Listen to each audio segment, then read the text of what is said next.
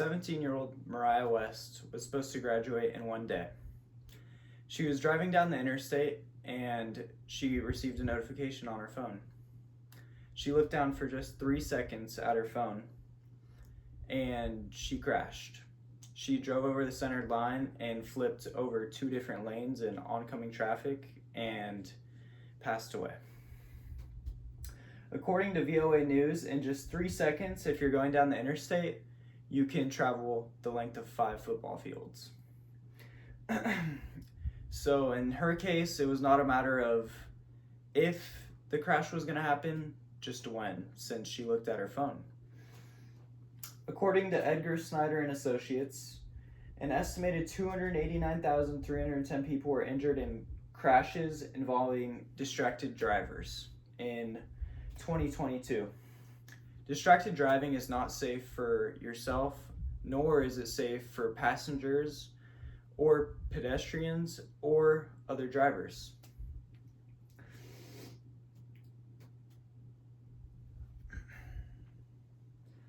Being on your phone is dangerous. Just as we saw in the example I gave you at the beginning of my presentation, Mariah West ended up dead just because she looked at her phone for 3 seconds.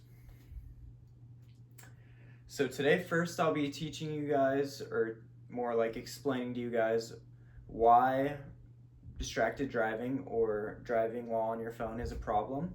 Next, I'll be teaching you guys why people do it and how they know they do it, but they still continue to do it, or how they know it's a bad thing, but they still continue to do it. And lastly, how to fix it, or at least prevent it a little bit. So, not only does driving while being distracted or on your phone put your life in danger, but it puts others' lives in danger. According to the Zebra, 14% of fatal crashes involved the use of cell phones.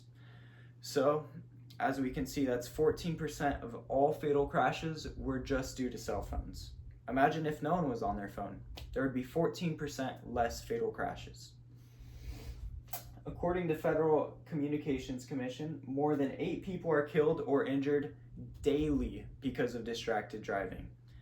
Do you want to be one of those 8 people? Stay off your phone.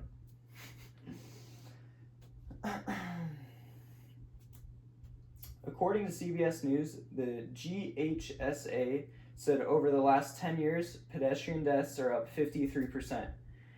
And this lady on the CBS website said this happened around 2009, which is also when the first iPhone came out. Coincidence? Probably one right there. So now that I've told you a little bit about the tragedies and the problem with being on your phone while driving, I'm going to tell you why people are so addicted to their phones and why people do it, even though they know it's wrong. So phones were made to grab attention. Receiving a notification releases dopamine. Every time you see your phone light up while it's on the side of you, you look straight to it. Why that is, it's because you're addicted. It's because of the dopamine release and the satisfaction of receiving a notification.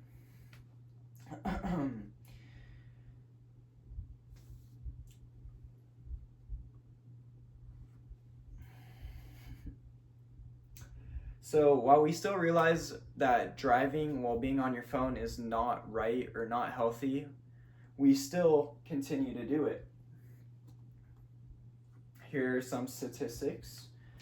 So according to Forbes, nearly all drivers, aka 93% in this case, according to a AAA survey, in 2022 believed texting or emailing while driving was dangerous. 37% of these drivers, however, also reported that they texted or drove in the past month. So they know it's dangerous, yet they still do it.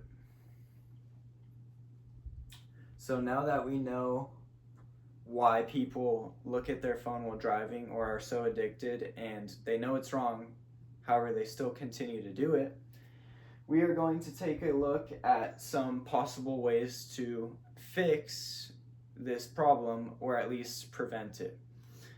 So, one method I would recommend is DND, aka Do Not Disturb. Before you take your drive or go wherever you're going, just slide down into your notifications or settings and turn on Do Not Disturb. This will silence your phone and you will not receive any notifications or phone calls, and it is a great way to ensure that when you're driving, you will not look at your phone. According to United Tires, drive mode silences calls, texts, and alerts from your phone when you're going over 15 miles per hour or over. So another great way is an app.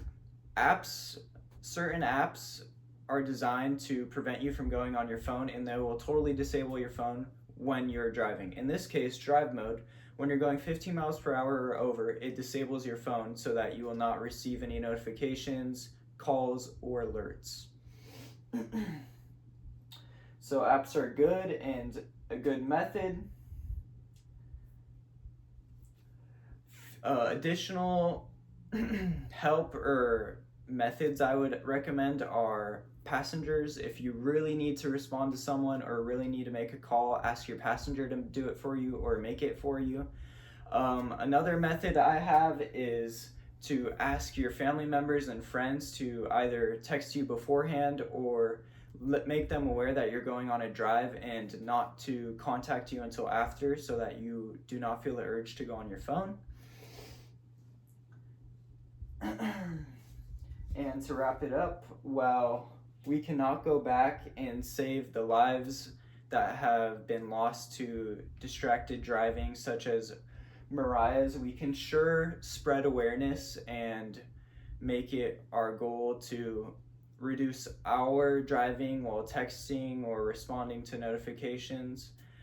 And we can do our own duty by spreading awareness so that no one else has to go through that loss, or no other families have to get the experience of what happened to Mariah. Thank you.